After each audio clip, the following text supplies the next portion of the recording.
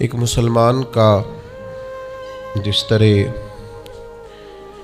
اللہ تبارک و تعالیٰ کے ساتھ ایک گہرا، مضبوط اور سب سے مستحکم رشتہ ہوتا ہے، اور جس طرح اس کا سب سے مضبوط اور مستحکم رشتہ نبی کریم صلی اللہ تعالیٰ علیہ وسلم کی عالی مرتبت بارگاہ کے ساتھ ہوتا ہے،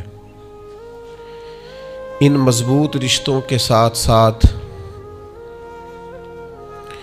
پھر انسان کے تعلقات معاشرے کے ساتھ ہوتے ہیں، کنبے کے ساتھ ہوتے ہیں، پڑوسیوں کے ساتھ ہوتے ہیں، دوستوں کے ساتھ ہوتے ہیں، استاد شاگرد کا آپس میں رشتہ ہے، پیر مرید کا آپس میں رشتہ ہے، بھائی کا بھائی سے تعلق ہے۔ ان سارے رشتوں کے ساتھ ساتھ انسان کا ایک رشتہ اپنے آپ کے ساتھ بھی ہوتا ہے۔ انسان کا اپنے نفس کے ساتھ، اپنی ذات کے ساتھ بھی تعلق ہوتا ہے۔ نبی کریم صلی اللہ تعالیٰ علیہ وسلم نے ایک لفظ کہہ کے نا کہ تم پر تمہاری ذات کا بھی حق ہے، تم پر تمہارے نفس کا بھی حق ہے، تو ہم پر ہمارے حقوق بھی نبی کریم نے مقرر فرما دیے۔ جناب عبداللہ ابن عمر خود فرماتے ہیں کہ سرکار نے مجھ سے پوچھا کہ عبداللہ یہ بات ٹھیک ہے کہ تم ہر روز ہی نفلی روزہ رکھتے ہو اور ہر رات ہی نفلی عبادت کرتے ہو؟ تو میں نے عرض کیا یا رسول اللہ صلی اللہ تعالیٰ علیہ وسلم ایسا ہی ہے۔ اللہ کے پیارے حبیب علیہ الصلوۃ والسلام نے فرمایا ایسا نہ کرو۔ وہ نفلی روزہ رکھتے تھے، ہر روز ہر رات نفلی عبادت کرتے تھے، تو محبوب نے ان سے تصدیق کرانے کے بعد فرمایا ایسا نہ کرو، کبھی روزہ رکھا کرو، کبھی افطار کیا کرو، اور فرمایا کبھی نماز پڑھا کرو، کبھی سو جایا کرو۔ کیوں؟ اس لیے کہ حضور فرمانے لگے تمہارے جسم کا بھی تم پر حق ہے، تمہاری آنکھ کا بھی تم پر حق ہے کہ اسے نیند آتی ہے، تمہاری بیوی کا بھی تم پر حق ہے، اور فرمایا تم سے جو ملاقات کرنے کے لیے آتا ہے اس کا بھی تم پر حق ہے۔ تو یہ لفظ کہہ کے کہ تمہارے اپنے اوپر بھی حقوق ہیں، تمہاری ذات کے بھی تم پر حق ہیں۔ بعض لوگ تصوف اور طریقت کے نام پر بہت مشکل باتیں کرتے ہیں اور بہت مشکل باتیں سناتے ہیں، اور بعض لوگ پھر ان باتوں کا بڑا سخت اور مشکل معنی بھی لیتے ہیں کہ بڑی شدید جد و جہد کرنی چاہیے، ہمیشہ راستہ وہی اختیار کرنا چاہیے جو مشقت والا ہو، ہمیشہ وہی کام کرنے چاہیے جن کے اندر زیادہ دشواری ہو۔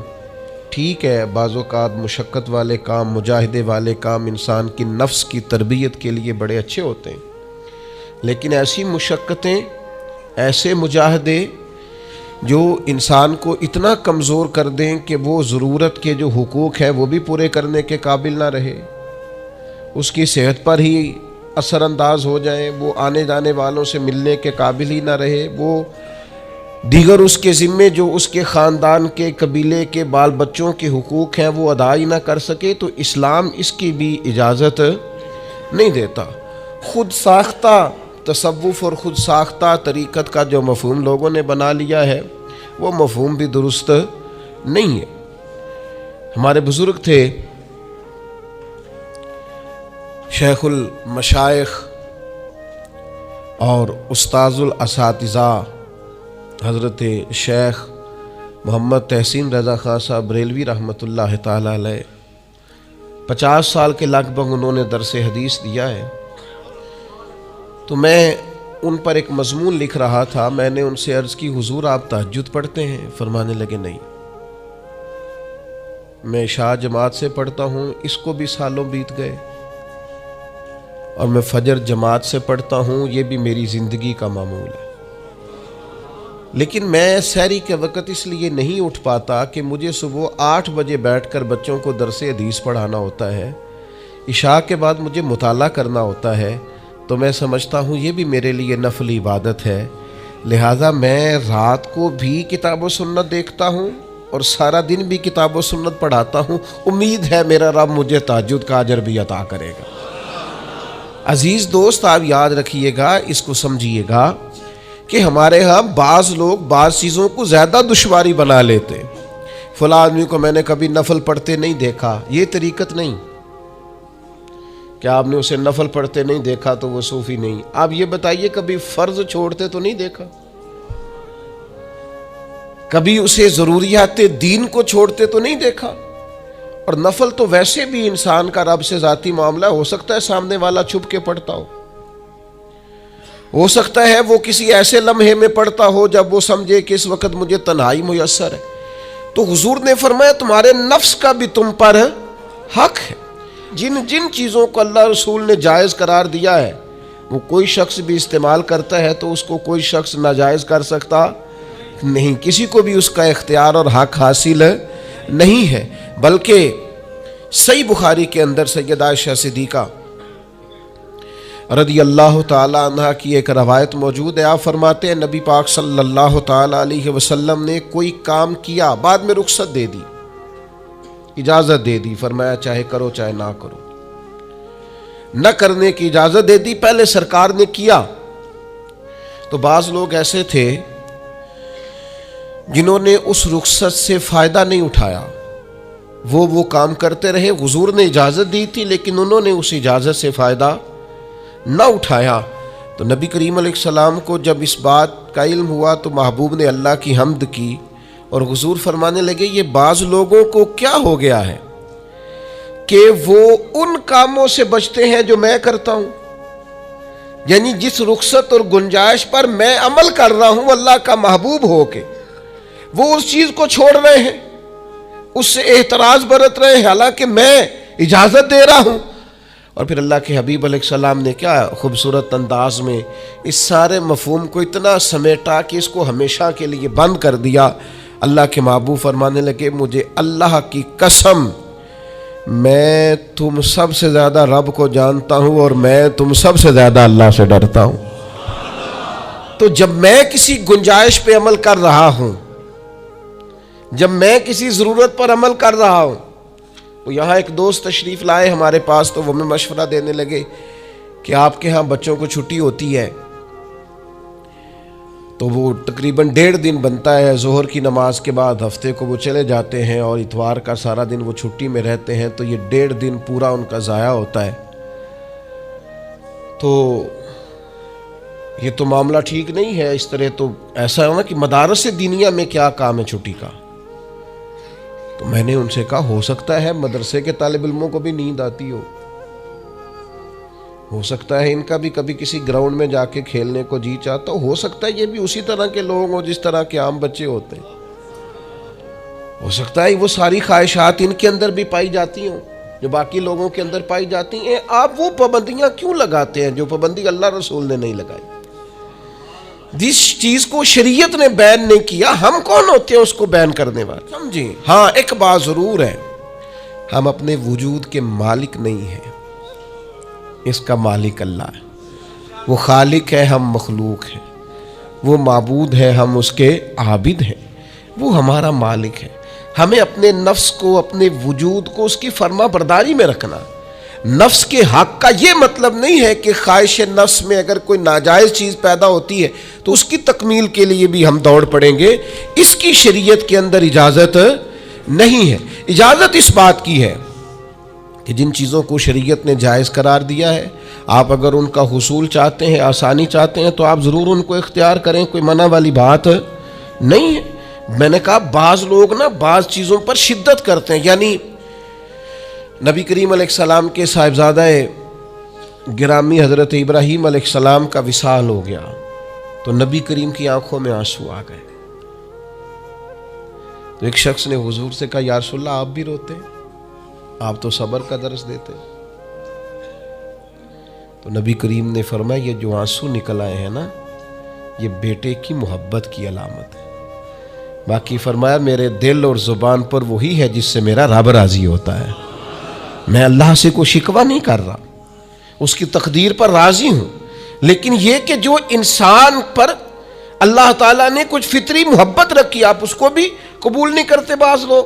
تو کچھ لوگ بعض لوگوں پر زیادہ شدت کرتے ہیں. بعض لوگ بعض چیزوں کے معاملے میں زیادہ شدت کا. حضرت عمر کو نبی پاک نے کچھ نذرانہ دینا چاہا, ہدیہ دینا چاہا. ایک ہے آپ کسی سے مانگتے ہیں, ایک ہے کوئی آپ کو دیتا ہے. ان دونوں باتوں میں وہ جو تحفہ لینا دینا ہے اسے تو حضور نے فرمایا محبت بڑھتی ہے. تو حضرت یہ صحیح بخاری میں موجود ہے, نبی کریم نے کچھ دیا تو حضرت عمر عرض کرنے لگے نہیں یا رسول اللہ ضرورت نہیں. تو محبوب نے فرمایا جو بن مانگے ملے وہ تو اللہ کی طرف سے ہے. وہ ایک صاحب مجھے کہنے لگے فلاں صاحب کہتے ہیں ہم چندہ نہیں مانگتے. تو میں نے کہا وہ زیادہ نیک ہونا چاہتے ہیں, کوئی حرج والی بات نہیں. وہ چندہ نہیں مانگتے, وہ زیادہ پرہیزگار ہونا چاہتے ہیں, زیادہ آگے بڑھنا چاہتے ہیں. ورنہ نبی پاک نے تو اعلان کیا ہے کہ تبوک پہ جانا ہے, مجاہدوں کو چندے کی ضرورت ہے. اعلان کیا کہ نہیں کیا رسول پاک نے؟ تو آپ کس کو علماء کی توہین کا پہلو بنائیں گے؟ رسول اللہ صلی اللہ علیہ وسلم نے اعلان نہیں فرمایا؟ اگرچہ مالک کے کل ہیں لیکن حضور نے اعلان کیا. اور قرآن مجید میں تو کفار نے شکوہ کیا ہے کہ رب ہم سے مانگتا ہے معاذ اللہ. اس کا معنی یہ ہے کہ اللہ فقیر ہے ہم غنی ہیں. یا آپ 28ویں پارے میں دیکھ لیں کہ رب کہتا ہے قرض حسنہ دو, تو آپ کیا معاذ اللہ یہ آیتیں دے کے اللہ پر تنقید کریں گے؟ معاذ اللہ ثم معاذ اللہ, نقل کفر نباشت کہ اللہ لوگوں سے کہتا ہے میرے راستے میں خرچ کرو, اور ایک جگہ نہیں جگہ جگہ کہتا ہے. آپ کچھ زیادہ نیک ہونا چاہتے ہیں؟ یعنی جس بات کا اللہ اعلان کر رہا ہے وَمِمَّا رَزَقْنَاهُمْ يُنْفِقُونَ, جو میں نے تمہیں دیا ہے میری راہ میں خرچ کرو, جس کا حضور اعلان کر رہے ہیں. ایک شخص کھڑا ہو کے کہتا جی ہو مولوی چندے مانگتے ہیں. او خدا کے بندے, جو کام عین کتاب و سنت میں موجود ہے, تم کو ضرورت سے زیادہ نیک ہونا چاہتے ہو تو یہ تمہارا خود ساختہ دین ہے, یہ رسول اللہ کا دین نہیں ہے. یہ تمہارا, اور لوگ ہیں کہ کہہ رہے ہیں واہ واہ بڑی بات ہے. تو اس لیے ہمارے وجود کا بھی ہم پر حق ہے. چند ایک نفس کے حقوق آج بیان کرنے. سب سے پہلا ہمارے نفس کا ہم پر حق یہ ہے کہ ہم اپنے آپ کو پہچانیں, اپنی صلاحیتوں کو پہچانیں, اپنے اوپر غور کریں. قرآن مجید نے ارشاد فرمایا کہ بل الانسان علی نفسہ بصیرہ, فرمایا بلکہ انسان خود اپنے اوپر گواہ ہے, اسے اپنا پتہ ہے. بہانے بنائے تو بات الگ ہے, یہ خود پر گواہ ہے, اسے خبر ہے. انسان عالم اصغر ہے, ہم نہ اپنے آپ کو پہچانتے نہیں, ہمیں اپنی خوبیوں کا پتہ نہیں ہوتا. یہ جو ہم استاذ کے پاس جاتے ہیں نا, یہ جو ہم مرشد کے پاس جاتے ہیں نا, وہ ہمیں نکھار کے نا تو وہ ہماری خوبیاں ہماری آنکھوں کے سامنے کر دیتے ہیں کہ یہ تمہارے اندر صلاحیت ہے. وہ تراش کے نا پتھر کو تو اسے ہیرا بنا دیتے ہیں, وہ نکموں کو کام کا بنا دیتے ہیں. وہ کیا کرتے ہیں کہ وہ ہمیں ہمارے اپنے آپ سے آگاہ کر دیتے ہیں. یعنی ہے وہی تیرے زمانے کا امام برحق جو تجھے حاضر و موجود سے بیزار کرے اور موت کی شکل میں دکھلا کے تجھے جلوہ یار زندگی تیرے لیے اور بھی دشوار کرے. وہ جو تیرا جینا اوکھا کر دینا, مشکل نہیں میں کہتا, اگرچہ اردو ہے لیکن مشکل اور اوکھا, یہ اوکھا ذرا زیادہ وزنی ہے. جو جینا اوکھا کر دے وہ درویش ہوتا ہے, جو تیرے لیے مشکل کر دے. بھائی اپنے آپ کو پہچانے, اپنے اوپر غور کریں. اللہ تعالیٰ نے بنایا ہے اور بنانے والا کہتا لقد خلقنا الانسان فی احسن تقویم. بنانے والا کہتا میں نے تجھے بڑی بہترین ساخت میں بنایا. او انسان میں نے تجھے بڑا ہی سونا بنایا. کوئی تیرے ناک پر تنقید کرے تو کرے, تو کہہ تجھے پتہ نہیں یہ چاہت کس کی ہے, میں مرضی سے نہیں بنا, یہ بنانے والے نے بنایا ہے. اس نے تجھے سونا بنایا, تو اپنے آپ کو پہچانتا ہی نہیں. تو جو ہے نا خدا جانے بلندی ہے کہ پشتی پر جہاں میں ہوں وہاں کوئی نہیں ہے. تو اپنے قد سے بھی پیار کر, تو اپنے رنگ سے بھی پیار کر, تو اپنے وجود کی ساخت سے بھی پیار کر. اور پھر وہ کہتا ہے تجھے بنایا, باقی سارا کچھ تیرے لیے بنایا. هو الذی خلق لکم ما فی الارض جمیعا. رب کہتا ہے زمین میں جو کچھ ہے نا میں نے سارا تیرے لیے بنایا. تجھے اللہ رسول کے لیے بنایا ہے, اور باقی زمین میں جو کچھ ہے وہ سارا تو پہچانتا ہی نہیں. یہ ہر چیز مسخر ہے تیرے سامنے. اتنا بڑا ہاتھی ہوتا ہے اور ایک عام آدمی ہلکی سی چھڑی لے کے اسے چلا رہا ہوتا ہے. اونٹ کتنا لمبا چوڑا وزنی ہوتا ہے لیکن ایک عام آدمی اس کے ناک میں نکیل ڈال کے اسے گھما رہا ہوتا ہے. کتنی بڑی بھینس ہوتی ہے لیکن چھوٹے سے بچے نے مہار پکڑی ہوئی ہوتی ہے. ایک عام آدمی پائلٹ بن کر جہاز پہ بیٹھتا ہے اور منوں ٹنوں کے حساب سے وزن ہے، افراد ہیں، لیکن ہواؤں پر سواری کر کے اسے چیرتا ہوا وہ مہینوں کی منزلیں گھنٹوں میں طے کر کے کراس کرتا ہے. تسخیر کائنات کے لیے تجھے بنایا ہے، تو سو رہا ہے، تو جاگتا ہی نہیں، تو اپنے آپ کو پہچانتا ہی نہیں. اقبال سے کسی نے کہا میں رب تک جانا چاہتا ہوں، تو اقبال کہنے لگے عجب نہیں کہ خدا تک تیری رسائی ہو، پر تیری نظر سے تو پوشیدہ ہے آدمی کا مقام. تو بندے کے مقام کوئی نہیں سمجھ سکا ابھی تک. من عرف نفسہ فقد عرف ربا. درویش کہتے ہیں جو اپنے آپ کو پہچان گیا وہی تو اپنے رب کو پہچان گیا. اپنی قدر کو پہچانے، اپنی اہمیت کو پہچانے. آپ کے اندر بڑی صلاحیتیں پنہا ہیں، چھوٹی چھوٹی باتوں میں پریشان ہو گئے، کام نہیں ملتا، کاروبار نہیں چلتا. اور تیرے پاس بڑا کچھ ہے یار، کام نہیں بھی ملتا. تو اگر وقتی طور پر کوئی حالات خراب ہیں تو اپنا قد کاٹ تو دیکھ، اپنا حسن تو دیکھ، اپنی سوچ تو دیکھ، تفکرات تو دیکھ. تجھے بنانے والے نے کوئی کمی چھوڑی نہیں، اس نے کمال کر دیا ہے، قدرت نے رنگ بھر دی ہے تیرے وجود میں. کبھی تو اپنے رب کے شاہکار ہونے کی نظر سے اپنے آپ کو دیکھے، تجھے اپنے آپ سے پیار ہو جائے، تجھے اپنے آپ سے محبت ہو جائے. وہ میں کبھی تنقید کیا کرتا تھا کہ یہ جوان شیشوں اور آئینوں کے سامنے بڑی دیر تک کھڑے رہتے ہیں. تو ایک دن ایک سادے سے بزرگ مجھے کہنے لگے یہ جو آئینے کے سامنے کھڑا ہے نا، یہ بھی رب کی تخلیق کوئی دیکھ رہا ہے. یہ کہہ رہا ہے کریم نے کمال نہیں کر دیا مجھے بنانے والا، حج نہیں کر دی. کیا حسن کے جلوے، کیا خوبصورتی اور کیا نورانیت اس نے پیدا کی ہے انسانی. اور پھر یہ جو دیا بن مانگے دیا. ایک بات یہ کہ اپنے نفس کو پہچانے، اور دوسری بات یہ ہے کہ عزت نفس کا بھی خیال کریں، اپنے آپ کو رسوا نہ کریں. اللہ نے عزت دی ہے تو اپنے آپ کو ذلت کی جگہ پر کھڑا نہ کریں، تہمت والی جگہ پہ اپنے آپ کو کھڑا نہ کریں.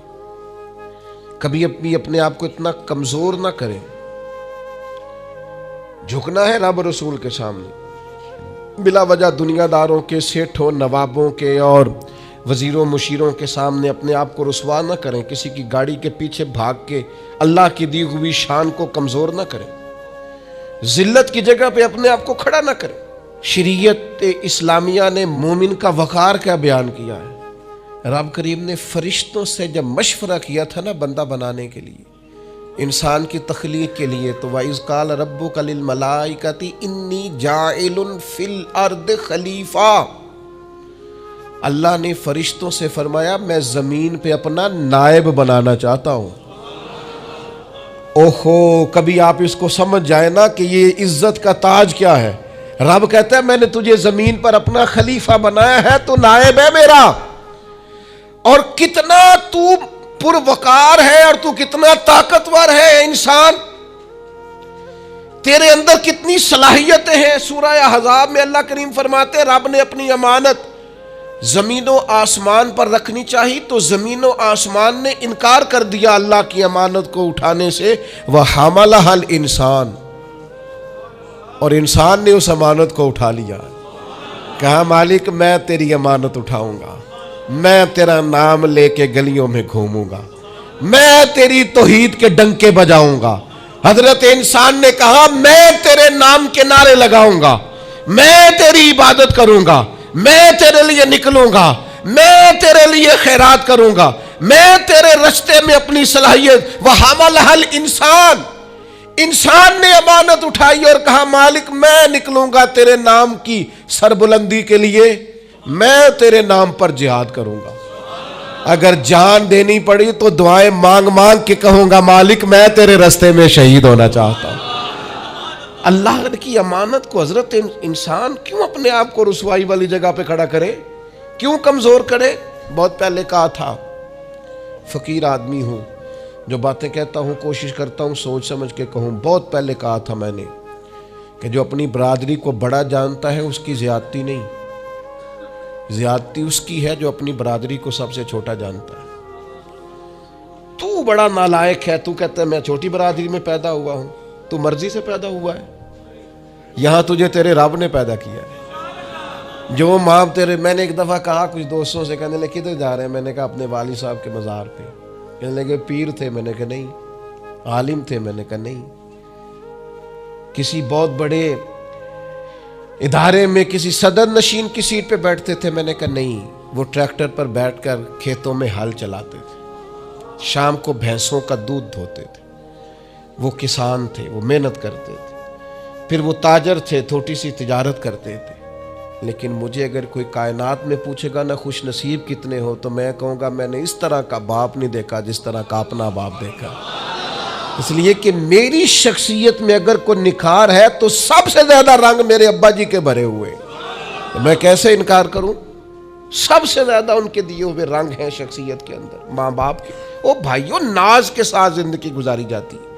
کبھی اپنے آپ کو رسوائی والی جگہ پہ کھڑا نہ کریں، کبھی اپنے آپ کو کمزور نہ کریں، مضبوط رہیں، طاقتور رہیں. اور تیسری بات، ایک تو اپنے نفس کو پہچاننا ہے، دوسرا اپنی عزت کرنی ہے.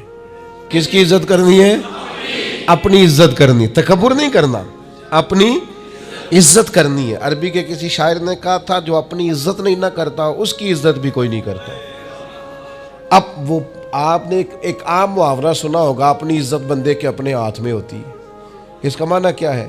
آپ کبھی بھی کوئی ایسا کام نہ کریں جس سے آپ کی ذلت ہو. آپ اپنی عزت کریں، آپ اپنی تکریم کریں، آپ اپنے وقار کو بلند رکھیں. آپ کبھی بھی اپنے لہجے کو، معیار کو کمزور نہ ہونے دیں. آپ فکری توانائی کا ہمیشہ مظاہرہ کریں، طاقتور رہیں، کمزور نہ پڑے کبھی بھی. اور تیسرا یہ ہے کہ اپنے نفس کی تربیت کریں. جس طرح انسان اپنے وجود کی نشو و نما کرتا ہے نا، وہ کہتا ہے یہ کھاؤں گا تو طاقت ہوگی، یہ کھاؤں گا تو بیمار ہوں گا، یہ کھاؤں گا تو میں فریش رہوں گا، یہ کھانے سے میری طبیعت میں درد ہوگی.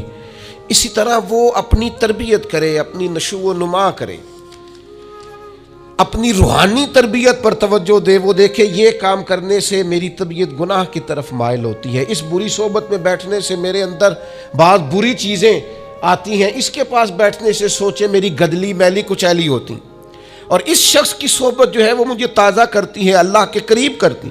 تربیت نفس پر توجہ دیں، اپنی باطنی کیفیات کو ملاحظہ کریں. اپنی تربیت سب سے زیادہ انسان خود کر سکتا ہے. بل الانسان علی نفسہ بصیرہ، انسان خود اپنے اوپر گواہ ہے.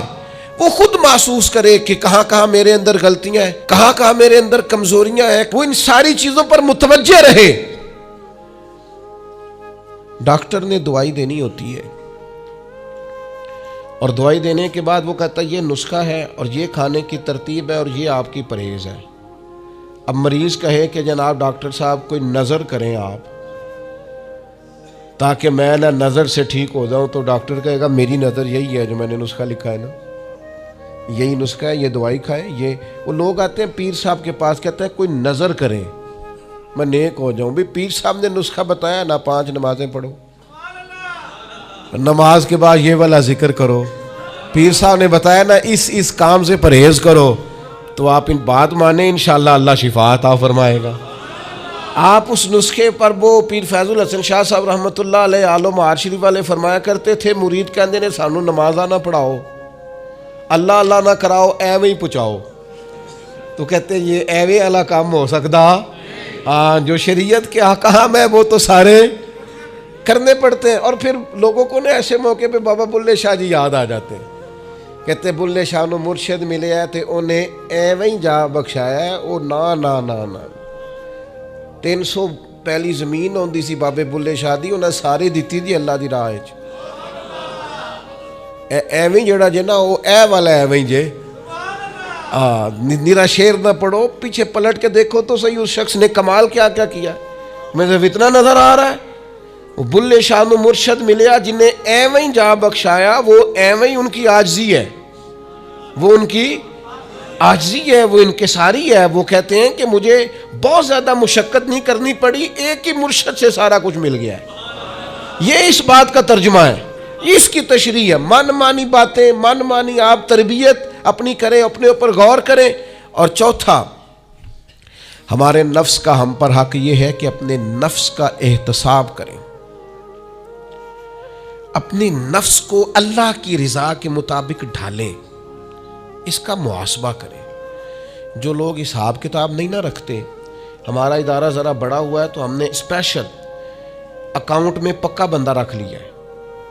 پہلے ایک دوست کام کرتے تھے رضا کارانہ طور پر, شام کو بیٹھتے حساب کتاب کر دیتے. کمیٹیوں میں ایک شخص کیشیئر ہوتا ہے. پھر اب ادارہ بڑا ہو گیا, نظم بڑا ہو گیا, کام بڑا ہو گیا. اب وہ ایک آدمی شام کو اگر بیٹھے گا تو کرے گا نہیں, تو مستقل ایک صاحب ہیں جو ڈیوٹی کرتے, نظام کو دیکھتے. کیونکہ اگر حساب کتاب نہ رہے تو چیزیں ٹھیک چل سکتی. سب سے زیادہ وہ تاجر ناکام ہوتا ہے جو کمائی کرے اور خرچ کا حساب ہی نہ رکھے, جس کو پتہ ہی نہ ہو آمدن خرچ میں بیلنس کیا ہے. اس لیے حضرت عمر رضی اللہ تعالیٰ عنہ ارشاد فرماتے ہیں, اپنا حساب کرو اس سے پہلے کہ قیامت میں تمہارا حساب کیا جائے. اپنے نفس کا محاسبہ ضرور. ہم نہ ساری زندگی دوسروں کا حساب کرتے رہتے ہیں, فلاں کہاں سے کماتا ہے, کہاں کھاتا ہے, کہاں پہنچ گیا, کون سی سیاست کی, کس کے پاس اٹھتا بیٹھتا ہے, کہاں سے آتا جاتا ہے, چلاک بڑا ہے, فلاں سے مل گیا. اور ساری زندگی دوسروں کا خیال رکھتے گزر گئی. اس سے زیادہ بھی کبھی اپنا رکھا ہوتا نا, تو بات کہاں سے کہاں پہنچ جاتی. محاسبہ نفس کرنا, اور کتنا کرنا ہے, اس نفس کو قابل بنانا ہے. حضرت سیدنا عبداللہ ابن سلام رضی اللہ تعالیٰ عنہ نے لکڑیوں کا گٹھا, پرانے زمانے کے اندر ایندھن لانا, لکڑیاں اکٹھی کر کے لانا, یہ بھی روزمرہ کی ڈیوٹیوں میں سے ایک ڈیوٹی ہوتی تھی. وہ ڈیوٹی آج کل ہم ماہانہ گیس کا بل دے کے پوری کرتے ہیں.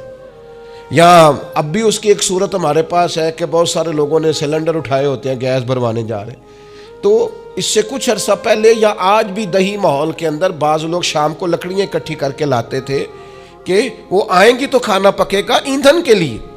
حضرت عبداللہ ابن سلام رضی اللہ تعالیٰ عنہ لکڑیاں اپنی پشت پہ رکھے ہوئے ہیں, گھر کی طرف آ رہے ہیں.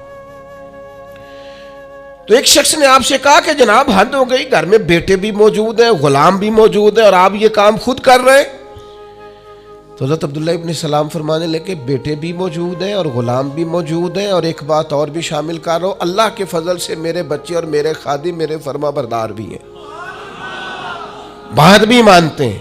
لیکن فرمانے لگے میرا نفس نہ تھوڑا بڑا ہو گیا تھا.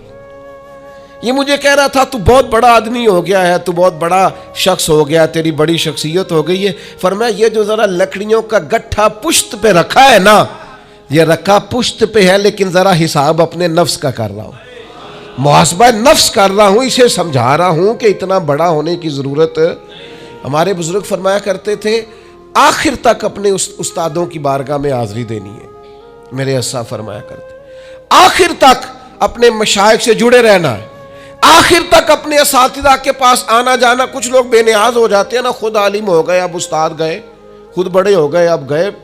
کہتے تھے آخر تک جانا, اس لیے کہ بعض لوگوں کے پاس جانے سے انسان کو لگتا ہے کہ نہیں مجھ سے بھی بڑے موجود ہیں.